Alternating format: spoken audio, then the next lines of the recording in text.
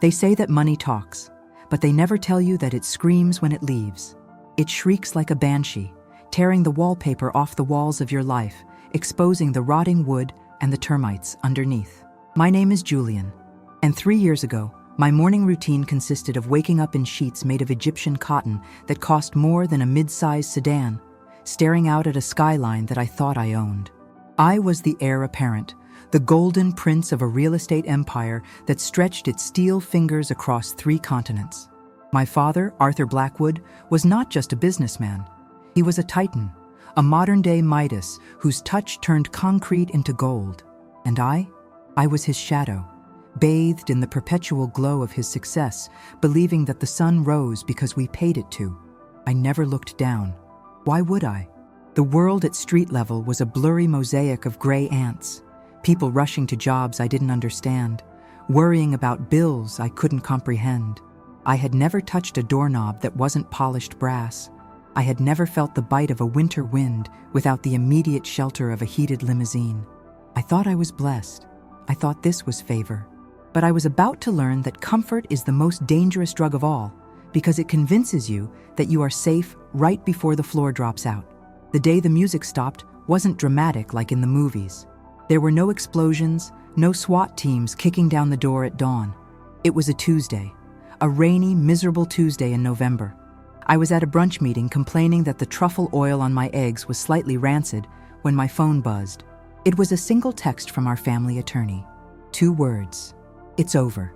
I frowned, irritated by the interruption, not understanding that those 2 words had just severed the umbilical cord to my entire existence. Within 3 hours, the news broke. A Ponzi scheme. A massive, decades-long fraud that my father had allegedly orchestrated to keep the empire afloat. The accounts were frozen. The assets were seized. The penthouse, the cars, the summer home in the Hamptons, the private jet, everything was tagged as evidence. But the cruelest blow wasn't the money. It was my father. He didn't face the music. He couldn't. They found him in his office, a glass of scotch on the desk, and a bottle of pills empty on the floor. He had chosen the exit door, leaving me to face the inferno he had ignited. In the span of an afternoon, I went from being the enviable heir to the son of a monster, the pariah, the accomplice by proximity. I remember standing on the sidewalk outside the building I used to live in. The doorman, a man I had tipped thousands of dollars over the years, a man whose children's tuition I had jokingly offered to pay, wouldn't even look me in the eye. He just pointed to the street. "You can't loiter here, Julian. Management's orders." That was the first cut, deep and clean. The transactional nature of my relationships was revealed instantly. My friends? The entourage that drank my champagne and laughed at my unfunny jokes? They vanished like smoke in a hurricane. Phone numbers were disconnected. Messages went unread. I was radioactive. I had exactly $400 in cash in my pocket. The only money the government hadn't frozen because it was physical. $400. To me, that used to be a lunch tab. Now, it was my entire net worth. I walked. I didn't know where I was going. I just walked away from the glass towers, deeper into the city, feeling the expensive Italian leather of my shoes pinching my toes. A cruel reminder that everything I wore was a costume for a play that had been canceled. The first night was the hardest, not because of the physical discomfort, but because of the psychological shock. I checked into a motel that smelled of stale smoke and desperation, paying cash. I sat on the edge of a mattress that sagged in the middle, staring at a water stain on the ceiling that looked like a weeping eye. Silence. A terrifying, suffocating silence. For 30 years, my life had been filled with noise, music, chatter, engines, applause. Now there was just the hum of a broken air conditioner and the pounding of my own heart. I waited for the lawyer to call and say it was a mistake. I waited for a friend to burst in and rescue me. No one came. I was alone in a way that is impossible to describe to someone who has always had a safety net. This wasn't just solitude. It was an exile. I looked at my hands. Soft, manicured, useless hands. Hands that had never built anything, never fixed anything, never held anything heavier than a steering wheel. What was I worth without the Blackwood name? What was I without the checkbook? The answer whispered from the dark corners of that room. Nothing. You are nothing. Hunger is a strange thing when you've never really felt it. I don't mean the appetite you get before a dinner reservation. I mean the gnawing, primal emptiness that turns your stomach into a clenched fist. By day 3, the $400 was dwindling fast. I realized with horror that I didn't know how to budget. I bought food that was too expensive because I didn't know where the cheap markets were. I paid for conveniences I couldn't afford out of habit. Panic started to set in, a cold sweat that coated my skin. I tried to get a job. I walked into restaurants, offices, even retail stores. But who hires a 30-year-old man with a resume that lists Vice President of Strategy at a disgraced fraudulent company and no actual skills? They looked at my suit, wrinkled now, stained with the grime of the city, and they saw a tragic joke. Overqualified, one manager said with a sneer. Untrustworthy, another muttered. I was trapped between two worlds, too polished for the labor that pays cash and too tainted for the world I came from. I ended up on a park bench a week later. The motel money was gone. It was cold, a biting frost that seeped through the layers of my cashmere coat, rendering it useless. Cashmere doesn't stop the wind. It just holds the cold against your skin. I sat there watching people pass by. I saw a father buying a hot dog for his son. The boy was laughing, ketchup smeared on his cheek. A week ago, I would have looked at that hot dog with disgust. Now, my mouth watered so painfully, it brought tears to my eyes. I was starving, not just for food, but for dignity. I felt transparent. People didn't see me. They saw an obstacle, a piece of debris on the urban landscape. I closed my eyes and tried to pray. But who was I praying to? The god of the boardroom? The god of the stock market? Those idols had smashed. I realized I didn't know God. I knew of him, like a distant celebrity or a cultural concept, but I didn't know him. I had treated God like a concierge service. There, if I needed a favor, ignored when things were going well. Now, in the silence of my ruin, I tried to call out, but the words stuck in my throat. How do you ask for help when you've spent your whole life believing you were the Almighty? The sun went down, painting the sky in bruised purples and blacks, and for the first time in my life I was truly afraid of the dark. Not of monsters, but of the reality that tomorrow the sun would rise and I would still be here, hungry, cold, and utterly alone. This was the bottom, or so I thought. I didn't know yet that the bottom has a basement and I was about to fall through the floorboards. The darkness didn't just fall, it weighed tons. It pressed against my eyelids, heavy with the soot of the city and the crushing reality that this was my life now. I was still on that bench, shivering violently, when the realization hit me that the night in this part of the city wasn't empty. It was alive, teeming with predators who smelled weakness the way a shark smells blood in the water. I was a wounded animal, wrapped in expensive wool that screamed victim. I tried to make myself small, to blend into the wrought iron of the bench, but you cannot hide when you don't belong. Shadows detached themselves from the alleyway across the street. 3 of them. They didn't walk, they prowled. I saw them coming, and my heart hammered a frantic rhythm against my ribs, a drumbeat of pure primal terror. In the boardroom, I could intimidate seasoned CEOs with a stare. Here, on the pavement, I was nothing but soft flesh and opportunity. They surrounded me. I didn't even see their faces, just the glint of a blade under the street lamp and the hungry urgency in their movements. They didn't want to fight. They wanted my coat. That cashmere coat, the one I had bought in Milan for 3,000 euros, the one that was currently the only barrier between me and the freezing death of the wind. "Take it off!" one of them hissed, his voice sounding like gravel grinding in a mixer. My hands shook so badly I couldn't work the buttons. Impatient, he shoved me, sending me sprawling onto the concrete. The impact knocked the wind out of me, a sharp burst of pain in my shoulder, but the greater pain was the humiliation. They stripped the coat from my body like they were skinning a carcass. Then they saw the watch, my father's Patek Philippe. It was the only thing I had left of him, the only thing I had left of the name Blackwood. It was a masterpiece of engineering, a symbol of time that I thought I controlled. When the rough hand grabbed my wrist, I instinctively pulled back. "No," I croaked, my voice cracking. "Please, not that. Anything but that." The blow came out of nowhere. A fist connected with my jaw, an explosion of white light and metallic taste. I crumpled. I didn't fight back. I couldn't. I lay there on the freezing ground, curled into a fetal ball as they pried the watch from my limp fingers. I heard them laughing as they walked away, their footsteps receding into the night, taking with them my warmth, my legacy, and the last shred of my dignity. I lay there for a long time, tasting my own blood, weeping. Not the polite, silent tears of a funeral, but ugly, gasping sobs that racked my entire body. I was weeping for the watch, yes, but mostly I was weeping because I realized they were right to take it. Time didn't belong to me anymore. I was timeless, suspended in a hell where minutes stretched into hours of suffering. The cold began to settle into my bones, a deep, aching chill that felt terminal. I knew I couldn't stay there. If I fell asleep on this concrete without a coat, I wouldn't wake up. The survival instinct, a dormant beast I didn't know I possessed, finally kicked me into motion. I stumbled through the streets, a ghost in a torn suit shirt. The wind bit through the thin fabric like invisible teeth. I walked for hours, driven by a singular, obsessive need: warmth. I saw a subway grate emitting a cloud of steam and rushed toward it, practically throwing myself into the warm vapor. It smelled of sewage and stale oil, but to me, it was perfume. It was heat.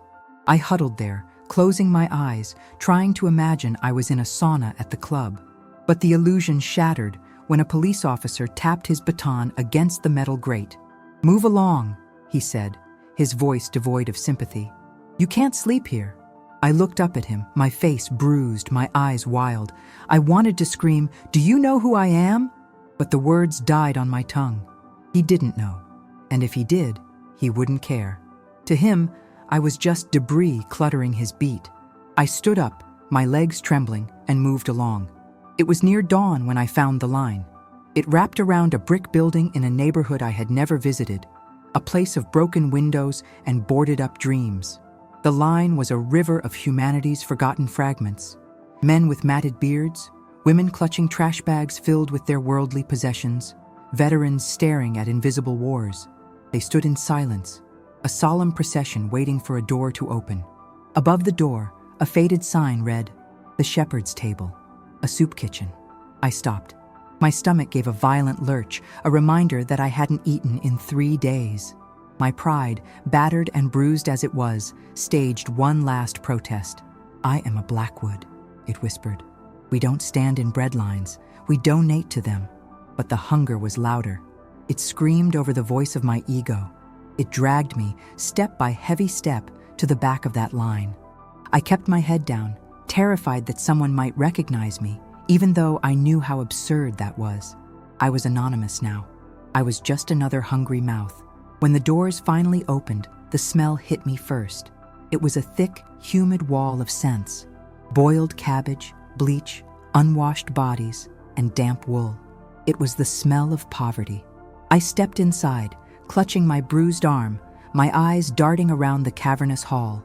Long folding tables were set up in rows, filled with people hunched over plastic trays. The noise was a low hum of chewing and murmuring, punctuated by the clatter of silverware. I shuffled forward in the serving line, picking up a plastic tray that felt greasy to the touch. The woman behind the counter was large, with formidable arms and eyes that seemed to have seen everything twice. She didn't smile, but she didn't glare either. She simply ladled a scoop of grayish stew onto my plate and placed a piece of stale bread beside it. "Next," she said. That was it. No judgment, no pity. Just a transaction of survival. I took my tray and found a spot at the end of a table, far away from the others. I sat down and looked at the food. It was repulsive. It looked nothing like the culinary masterpieces I was used to. But when I lifted the spoon to my mouth, my hands were shaking so hard, I spilled some on the table. I shoveled the stew into my mouth, barely chewing. It was hot. It was salty. It was the best thing I had ever tasted. Tears streamed down my face, dripping into the bowl, mixing with the broth. I was eating, but I was also dying inside. Every swallow was an admission of defeat. I was one of them now. The barrier was gone. "You're going to choke if you eat that fast, son." The voice was raspy, like dry leaves scraping together. I froze, spoon halfway to my mouth. I looked up to see an old man sitting across from me. He was a ruin of a human being. His face was a map of deep crevasses, his skin the color of old leather. He wore a knit cap that had lost its original color years ago, and layers of mismatched flannels. But it was his eyes that stopped me. They were a startling, piercing blue, clear and bright amidst the wreckage of his face. They weren't crazy eyes. They were intensely, uncomfortably lucid. He wasn't looking at my bruised jaw or my torn shirt. He was looking right at me, into the center of my panic. "I'm not your son," I snapped, my defensive walls flying up instantly. "Mind your own business." The old man didn't flinch. He just broke off a piece of his bread and dipped it slowly into his stew. "Anger is good," he said calmly. "Anger keeps you warm, better than self-pity. Self-pity is like hypothermia. It makes you sleepy, and then you just drift away." He took a bite, chewing thoughtfully. "You're new, I can tell. You still hold your spoon like it's silver. You still wipe your mouth like you expect a napkin to be there." I glared at him, feeling exposed. "I don't belong here," I muttered, the lie tasting like ash. "Nobody belongs here," the old man chuckled, a sound that rattled in his chest. "This isn't a destination, kid. It's a waiting room. The question is, what are you waiting for?" He leaned in closer, and the smell of old tobacco and rain clung to him. "My name is Elijah, and you look like a man who just found out that the world isn't flat, but he fell off the edge anyway." I wanted to tell him to leave me alone. I wanted to retreat into my shell of misery, but there was something about him, a strange gravity. He didn't seem broken like the others. He seemed anchored. While I was drifting in the storm, he was a jagged rock that the waves couldn't move. I didn't know it then, sitting in that hall of echoes and despair, but this old man in the dirty flannel shirt was about to become the mirror in which I would finally see myself. Not the millionaire, not the victim, but the raw, unfinished soul underneath. The basement of the bottom had a door, and Elijah was holding the key. I just wasn't sure if I was brave enough to walk through it. The stew settled warm in my stomach, but the cold in my heart was just beginning to thaw, and the pain of the thaw was excruciating. I followed Elijah because I had nowhere else to go. That is the brutal, unvarnished truth. It wasn't because I trusted him or because I sought his wisdom. It was because he was a moving object in a landscape of static despair, and my instinct was to attach myself to momentum. We walked away from the soup kitchen, leaving the relative safety of the line for the labyrinth of the city's underbelly. Elijah moved with a surprising speed, a limping, rhythmic gait that covered ground deceptively fast. He didn't speak. He didn't look back to see if I was keeping up. He just moved with the confidence of a man who owns the streets, not because he holds the deed, but because he knows their secrets. We ended up under the concrete span of the I-95 overpass, a cathedral of soot and noise where the roar of traffic above sounded like a perpetual thunderstorm. This was his home. It wasn't a pile of garbage. It was a meticulously organized fortress of survival. There were crates stacked like bookshelves, a sleeping area raised off the damp ground on wooden pallets, and a fire pit carefully enclosed in stones. It was cleaner than my apartment had been on maid's day off. "Welcome to the penthouse," Elijah said, gesturing to a crate. He didn't smile. He reached into a hidden compartment and pulled out 2 heavy-duty black trash bags and a pair of thick, stained work gloves. He tossed them at me. They hit my chest with a dull thud. I stared at the gloves, then at him, confusion warring with indignation. "What is this?" I asked, holding the gloves by a fingertip as if they were radioactive. "Work," Elijah replied, pulling on his own pair. "You eat, you work. That's the law of nature. The lions hunt, the birds build, and we collect." "Collect what?" "Value," he said simply. "The city sheds its skin every day. Aluminum, copper, glass. People throw away their future in increments of 5 cents. We pick it up." I felt the blood rush to my face, a hot flush of shame that burned despite the freezing air. I don't pick up trash," I stammered. "I have a degree in economics. I managed a portfolio worth $200 million. I am not a garbage man." Elijah stopped adjusting his gloves. He turned to me, and his blue eyes were like ice picks chipping away at my ego. "You managed numbers on a screen. he said, his voice low and hard. Digital ghosts. Poof. Gone. What do you have now? Show me your portfolio, Julian.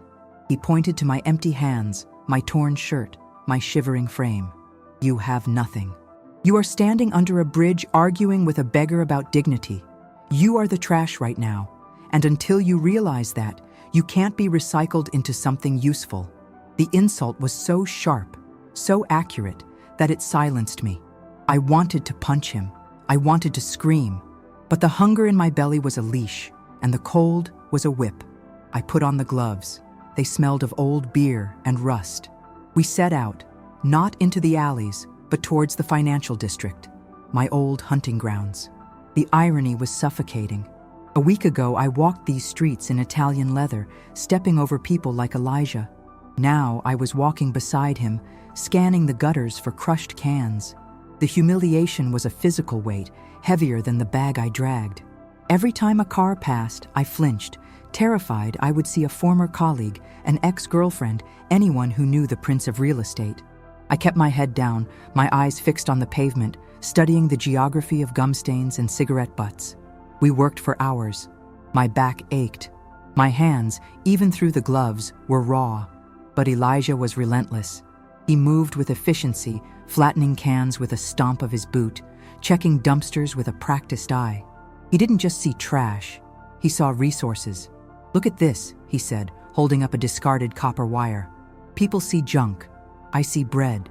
Perception is a choice, Julian. You see yourself as a victim. I see you as a man who finally has a blank slate. The problem is, you're trying to write the old story on it again. It was around noon when it happened. We were outside a high-end bistro, the kind where a salad costs $30. I could smell the truffle fries through the ventilation fan, a torture designed specifically for me. A black town car pulled up to the curb. The back door opened, and a man stepped out. He was on his phone, laughing, wearing a navy blue suit that fit him perfectly. He looked like me, the me from before. He was distracted, arrogant, busy being important. As he reached for his wallet to tip the valet, he didn't notice that he fumbled. A thick, leather money clip fell from his pocket and landed silently on the plush red carpet of the sidewalk, just inches from the gutter where I stood. The man walked into the restaurant, the heavy glass doors swinging shut behind him. He didn't see it. The valet didn't see it. But I saw it. I lunged. My instinct was faster than my conscience. I snatched the money clip from the ground. It was heavy. I felt the texture of the leather, the cold bite of the silver clip. I cracked it open slightly. Hundreds. A stack of crisp, fresh $100 bills. There had to be at least $2,000 or $3,000 there. My heart exploded in my chest. This was it. This was the miracle. This was God saying, I'm sorry. With this money, I could get a room. I could buy a suit. I could get a bus ticket to another city, start over, escape this nightmare. I clutched it to my chest, adrenaline flooding my system, washing away the cold and the shame. I turned to run, to disappear into the crowd, but Elijah was there. He blocked my path. He hadn't moved to take the money. He just stood there, leaning on his trash bag, watching me. Get out of my way, I whispered frantically. Did you see how much is in here? We're rich. Well, I'm rich. I can help you. I can give you half. We can get off the street today. Elijah didn't look at the money. He looked at my eyes. That isn't yours. He dropped it, I hissed, my voice rising in hysteria. He didn't even notice. He's probably dropping $5,000 on lunch right now. He won't miss it. I need this, Elijah. I need this to live. You need air to live. You need food to live, Elijah said calmly. You don't need to steal to live. If you keep that, you are confirming everything the world thinks about you, that you are a thief, that you are your father's son. The mention of my father hit me like a physical blow. Don't you dare, I snarled. My father built an empire. Your father built a lie. Elijah's voice suddenly thundered, startling a passerby. And he died because he couldn't face the truth of what he was. You have a chance to be different. You have a chance to be real. That money is a chain, Julian. If you take it, you go back to the prison of wanting more. If you give it back, you become a free man. I don't want to be free, I screamed, tears of frustration stinging my eyes. I want to be warm. I want to be safe. Then pay the price. Elijah stepped aside. He opened the path for me. Go, run, buy your suit, but don't come back to the bridge. I don't sleep next to thieves. The cold out here is honest, Julian. The cold in that money is a lie that will never let you warm up. I stood there, trembling. The money clip felt like it was burning a hole in my hand. I looked at the bistro door. I looked at Elijah, who was already turning away, going back to picking up cans as if I didn't exist. I looked at the money. The faces of Benjamin Franklin stared back at me, promising comfort, promising a return to the status quo.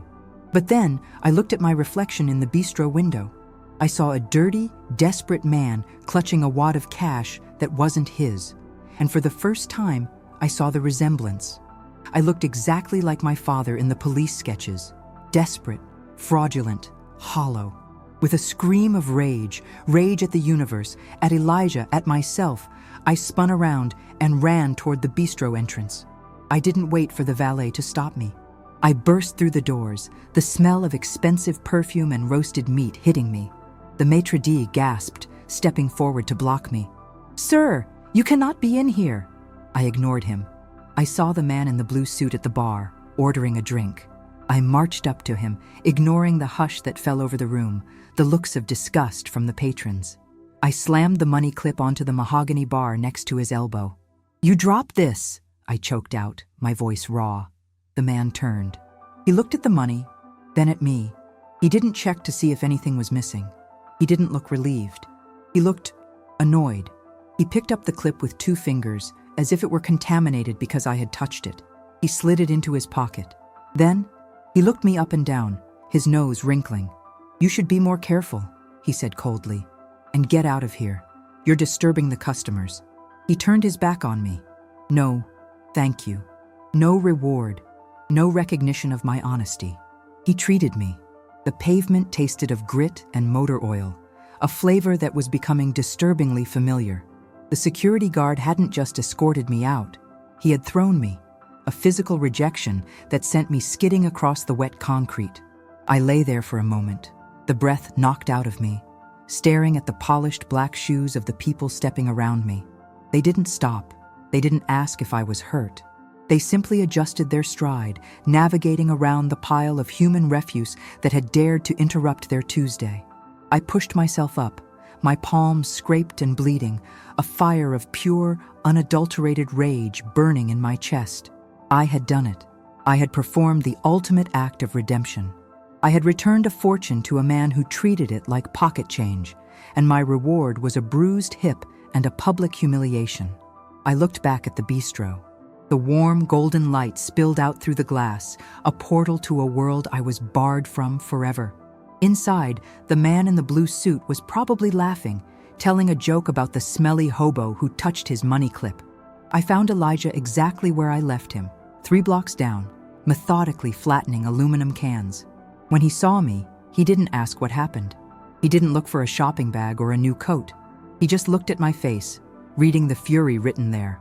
"I hope you're happy," I screamed, my voice cracking, startling a pigeon into flight. "I did it! I played your little saintly game, and you know what I got? Nothing! I got thrown into the street. He didn't even say thank you. He looked at me like I was a disease." I kicked a trash bag, sending cans skittering across the sidewalk. "I could be in a hotel right now. I could be eating a steak. Instead, I'm starving, I'm bleeding, and I'm still a nobody." Elijah stopped working. He stood up slowly, his joints popping, and wiped his hands on his trousers. He walked over to me, invading my personal space until I was forced to look into those piercing blue eyes. "You're angry because you were expecting a transaction," he said quietly. "You still think like a businessman, Julian. You think goodness is a currency. You think, I paid with honesty, so the world owes me a reward. That's not faith. That's commerce. It's fairness," I shouted, tears of frustration mixing with the grime on my face. "Fairness?" Elijah laughed, a dry, humorless bark. "The man who dropped that money has millions, yet he is so poor he can't even afford gratitude. You have nothing, yet you had the power to give him back his property. Who was the rich man in that moment, Julian? The one who lost or the one who gave?" He poked a hard finger into my chest. "You didn't return the money to impress him. You returned it to save yourself. You walked away with your soul. That's the only thing you own that the bank can't seize. If you can't see the value in that, then you are blinder than the man in the suit.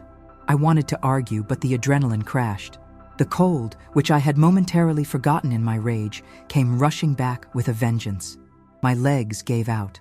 I stumbled, and Elijah caught me. His grip was surprisingly strong, like old tree roots. He didn't say another word. He just steered me back toward the underpass, half carrying me as my body began to violently rebel against the stress of the last few days. That night, the fever came. It wasn't a slow creep, it was a landslide.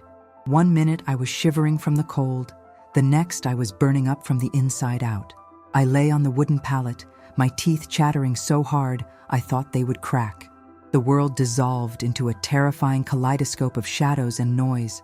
The roar of the traffic overhead turned into the sound of ocean waves, threatening to drown me. I saw my father standing at the foot of the pallet, holding the empty bottle of pills, offering them to me. "It's easier this way, Julian," the hallucination whispered. "Just sleep. The cold stops when you sleep." I thrashed, screaming at ghosts, clawing at the damp air. I was dying. I was certain of it. This was the end of the Julian Blackwood story. Not a tragic hero, just a statistic found frozen under a bridge. But every time the darkness tried to pull me under, a rough hand would pull me back. Elijah. He didn't sleep. He sat beside me, a vigil in the concrete wilderness. He had taken off his own coat, his only defense against the freezing night, and draped it over me. I drifted in and out of consciousness, and every time I opened my eyes, I saw him. He wasn't looking at me with pity. He was looking up. His lips were moving. He was speaking to someone I couldn't see. "Lord, he is broken," I heard Elijah whisper during one lucid moment. "He is shattered clay, but you are the potter. Don't let the fire consume him. Let it harden him, remake him." "Who are you talking to?" I rasped, my throat feeling like it was filled with glass. "There's no one there, old man. It's just us and the rats." Elijah looked down at me, his face illuminated by the dying embers of our small fire. "I'm talking to the provider," he said softly. "And he is louder than the traffic, Julian. You just don't know the frequency yet. He abandoned me," I moaned, a tear leaking out. "If he exists, he hates me. He took everything." "He took your toys," Elijah corrected gently, wetting a rag with precious water from a plastic bottle and wiping my forehead. "He took the walls you built to keep him out. You think this is punishment? Boy, this is a rescue mission. You were drowning in gold and you didn't even know you couldn't breathe. Now you are naked. Now you are desperate. Now you are finally ready to listen." I wanted to tell him he was crazy. I wanted to tell him that God doesn't live under bridges. But as his hand rested on my forehead, a strange warmth spread through me. It wasn't the heat of the fever. It was something else, something steady. For the first time in my life, I felt held, not by a safety net of money, but by a presence. I fell into a deep, dreamless sleep, the sound of Elijah's murmuring voice acting as a lullaby against the roar of the city. When I woke up, the sun was slicing through the gap between the overpass and the ground, creating a beam of dust-filled light that landed right on my face. The fever had broken. I felt weak, hollowed out, but the frantic terror was gone. I sat up, the heavy wool of Elijah's coat sliding off my shoulders. I looked around. Elijah was gone. Panic spiked for a second. Had he abandoned me? But then I saw him walking back from the street.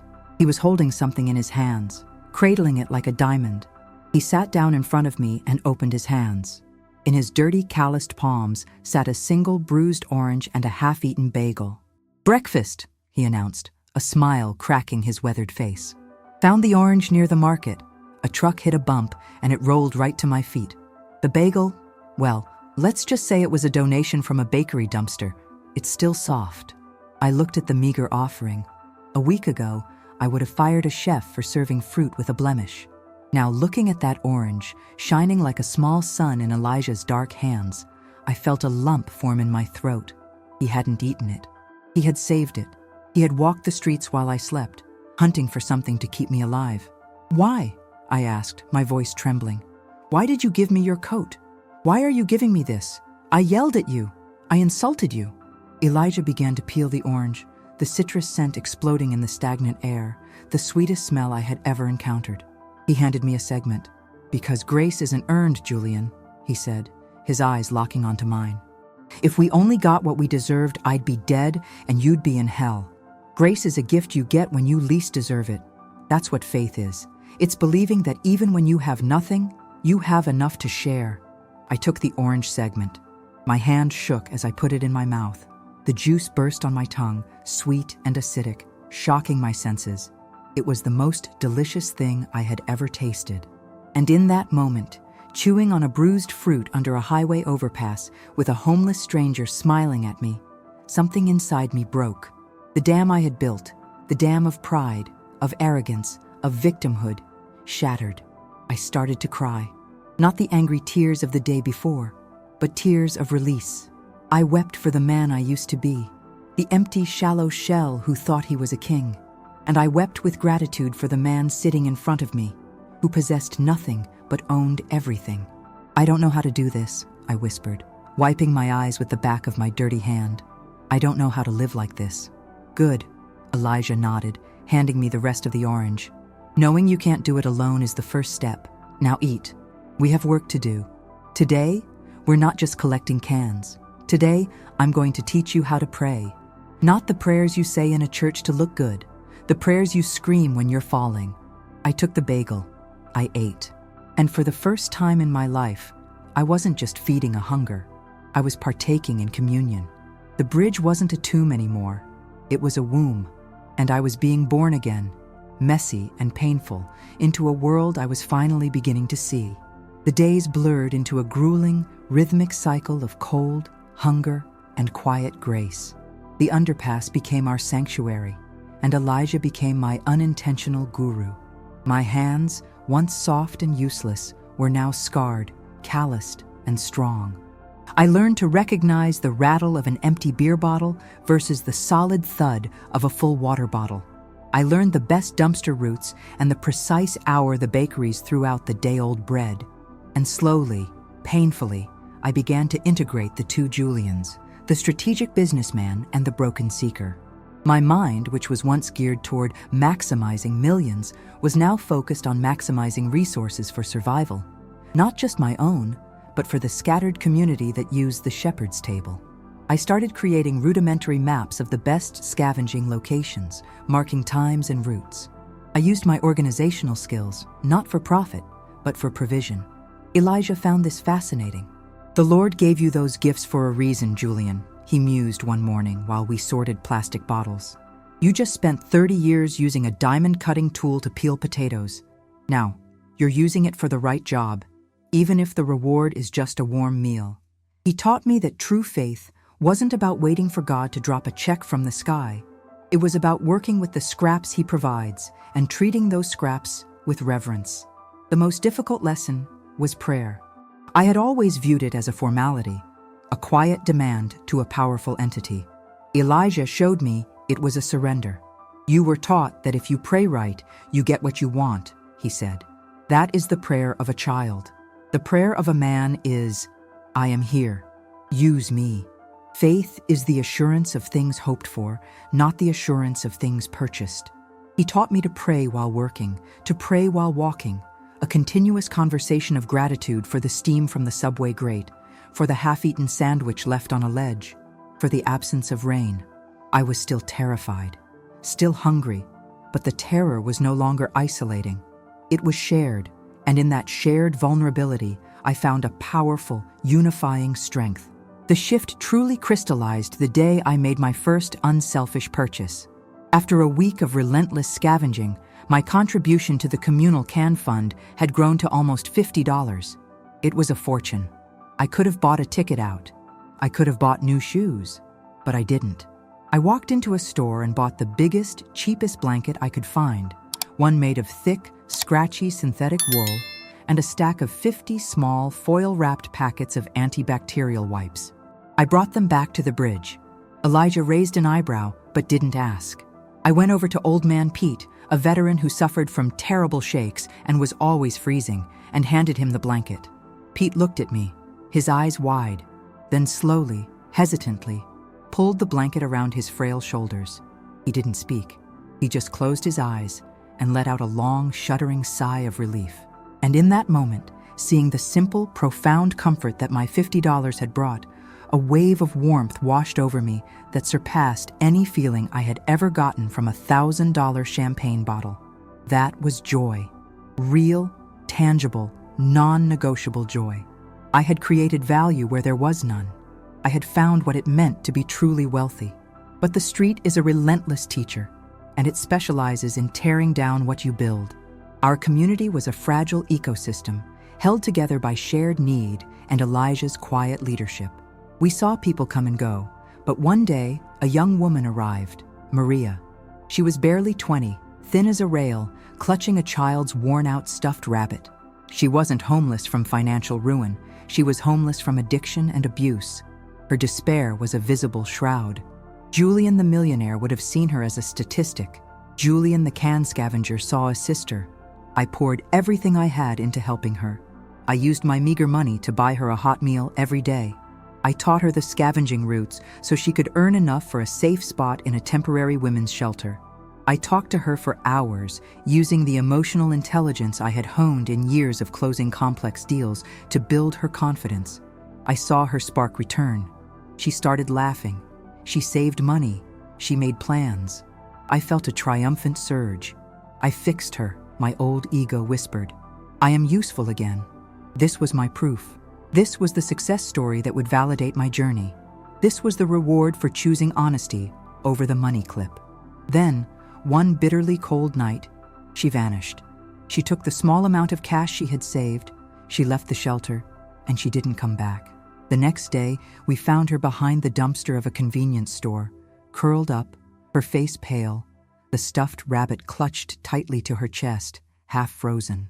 She hadn't died, but she was barely conscious, shaking from withdrawal, her money gone, presumably stolen or spent on her drug of choice. All the small victories, all the hard-won trust, all the hope I had invested, it lay in the gutter, meaningless.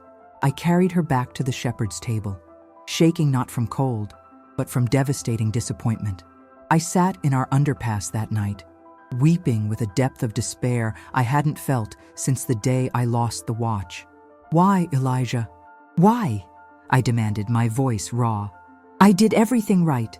I didn't steal the money clip. I gave Pete the blanket. I tried to lift her up, and she threw it away. She chose the darkness. We failed. God failed. Elijah was silent for a long time, staring into the flickering flame of the fire. The fire was our only light, our only warmth, and it felt too fragile to withstand my anguish. Did you love her? Elijah asked, his voice soft, almost swallowed by the wind. Yes, I loved her. I wanted her to be free. Then you didn't fail, he said, turning to look at me, his face grave.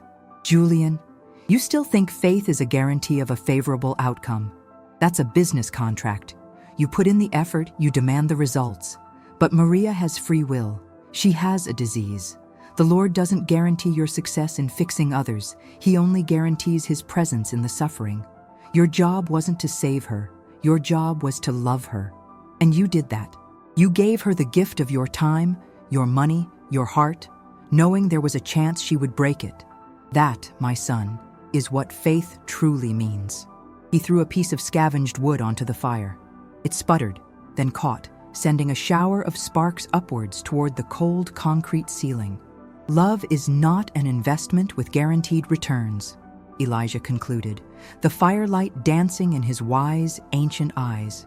It is a sacrifice made for the sake of the person you are serving. You chose integrity over wealth, and you chose sacrifice over self-preservation. You are still broke, you are still cold, but you are not empty anymore. The man who owned the money clip is safe, but hollow. Maria is broken, but she was loved. You, Julian, are a man of faith now, because you know what it means to give your whole self, even when the outcome is uncertain and the pain is crushing. Your faith is now resilient. I looked out into the freezing night. The world was still broken. Maria was still struggling. But for the first time, I didn't feel the need to run. I felt the need to stay. I had nowhere else to go, but now, I had nowhere else I wanted to go. I had traded a mansion for a mission, and the mission was far more valuable. The final test was coming, but this time, I wouldn't face it with money or with ego.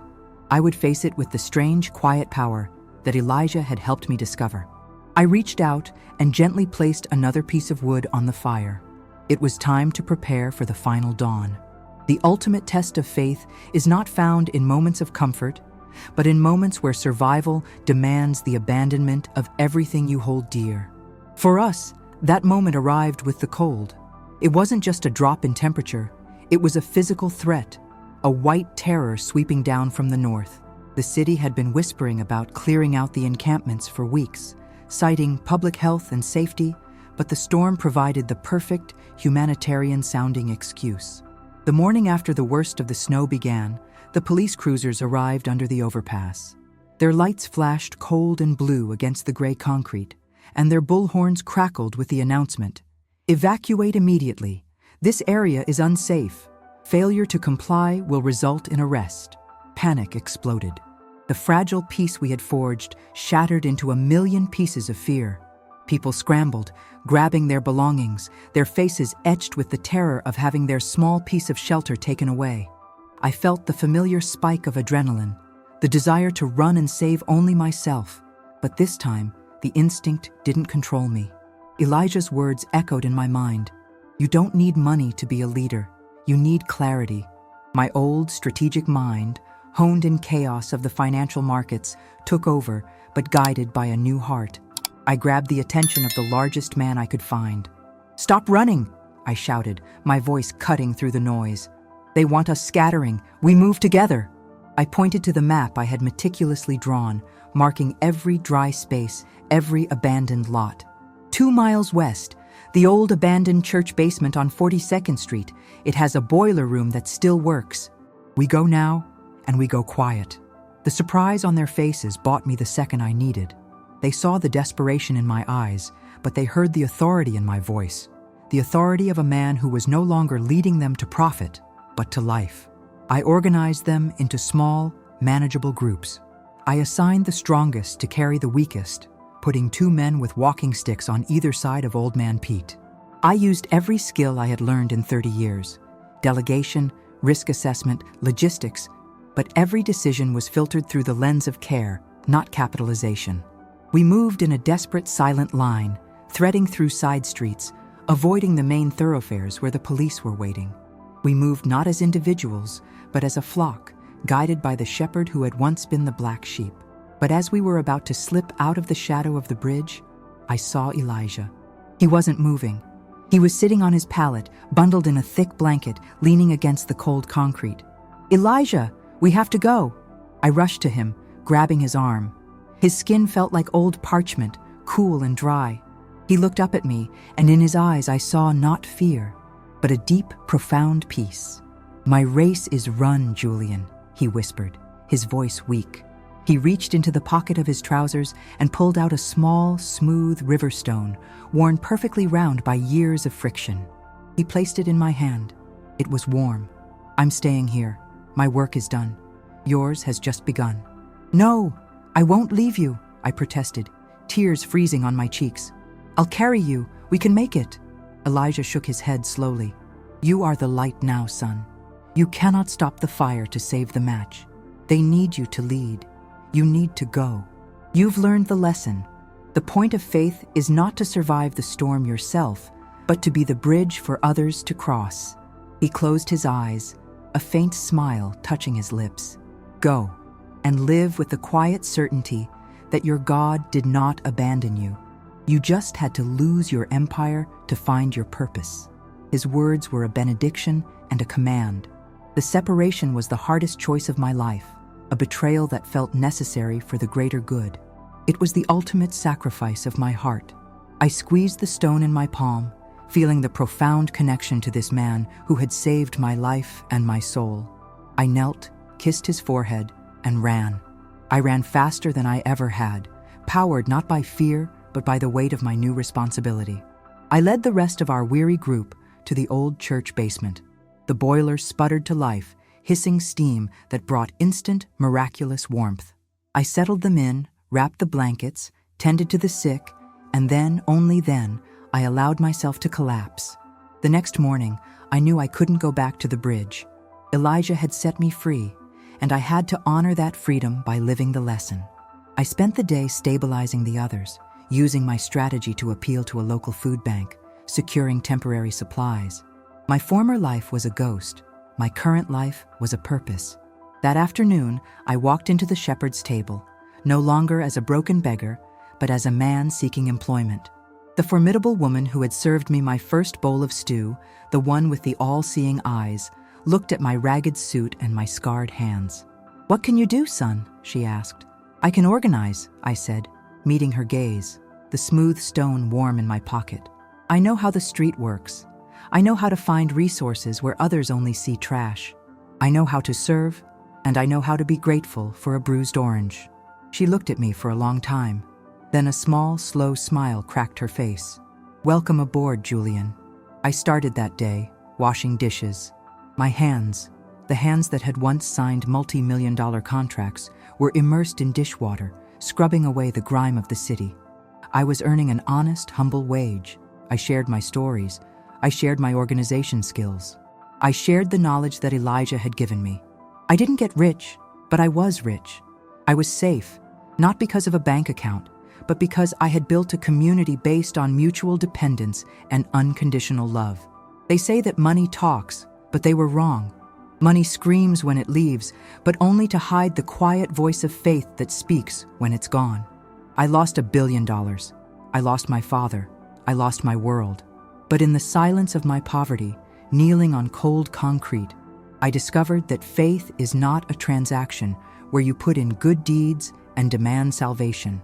Faith is the radical choice to love and serve the people around you, even when they fail you, even when the world ignores you. It is the decision to carry on with grace when you've been brutally robbed of everything but your integrity.